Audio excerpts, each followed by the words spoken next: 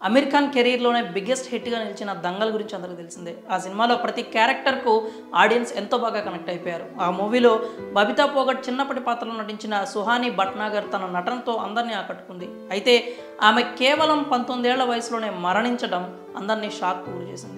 సుహాని భట్నాగర్ మృతి పట్ల బాలీవుడ్ దిగ్భ్రాంతి వ్యక్తం చేసింది. అమీర్ ఖాన్ కూడా సుహాని మృతి పట్ల ఎమోషనల్ అయ్యాడు.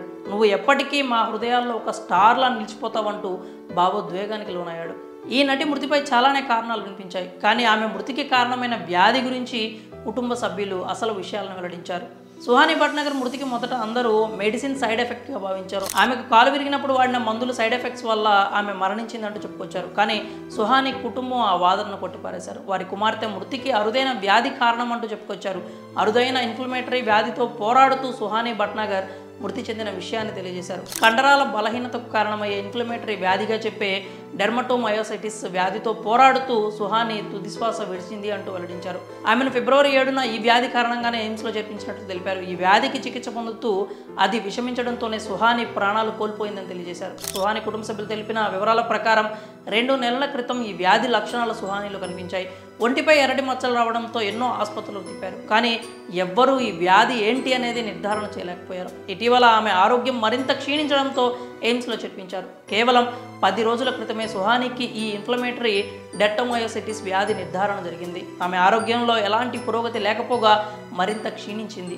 ఇన్ఫెక్షన్ మరింత ఎక్కువై ద్రవాలు ఊపిరితిత్తుల్లోకి చేరుకుని లంగ్స్ కూడా దెబ్బతిన్నాయి. వైద్యులు ఆమెను వెంటిలేటర్పై ఉంచి చికిత్స అందించారు. కానీ ఎలాంటి ఫలితం లేకుండా పోయిందంటూ సుహాని తండ్రి ఆవేదన వ్యక్తం చేశారు. ఈ అరుదైన వ్యాధితో పోరాడుతున్న వాళ్ళు ప్రపంచవ్యాప్తంగా కేవలం 5 నుంచి 6 మాత్రమే ఉన్నారంటూ ఆయన తెలిపారు. ప్రస్తుతం అందరూ అసలు ఈ డెర్మటోమయోసైటిస్ అంటే ఏంటి అంటూ తెలుసుకోవడం ప్రారంభించారు.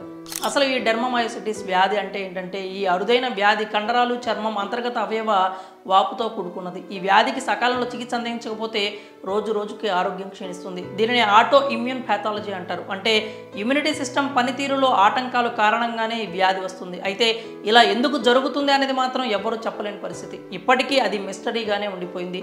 రోగ నిరోధక వ్యవస్థ సొంత కణాలని హానికారకంగా భావిస్తూ వాటిని నిరోధించేందుకు ప్రతిరోధకాలను ఉత్పత్తి చేస్తుంది. నెమ్మదిగా వాపునకు గురయ్యే వ్యాధి లక్షణాలు ప్రారంభమవుతాయి. కొన్ని సందర్భాల్లో ఇమ్యూనిటీ సిస్టమ్ అంతర్గత అవయవాలపై దాడి చేస్తాయి. ఈ వ్యాధి లక్షణాలు ఎలా ఉంటాయంటే, త్వరగా అలసటకు గురి కావడం, జ్వరం రావడం జరుగుతుంది. వేగంగా బరువు తగ్గిపోతూ ఉంటారు.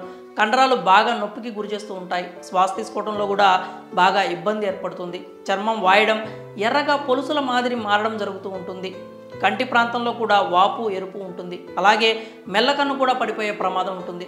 దీనికి సంబంధించిన చికిత్స విషయానికి వస్తే దీనికి క్యూర్ అంటూ ఏమీ ఉండదు. కార్టిసోన్ వంటి మందులు వాడాల్సి ఉంటుంది. కండరాలకు సంబంధించి ఫిజియోథెరపీ చేస్తూ ఉంటే వ్యాధి అదుపులో ఉండే ఆస్కారం ఉంటుంది. నటి సుహాని భట్నాగర్ మృతికి కారణమైన ఈ అరుదైన వ్యాధిపై మీ అభిప్రాయాలని కామెంట్స్ రూపంలో తెలియజేయండి.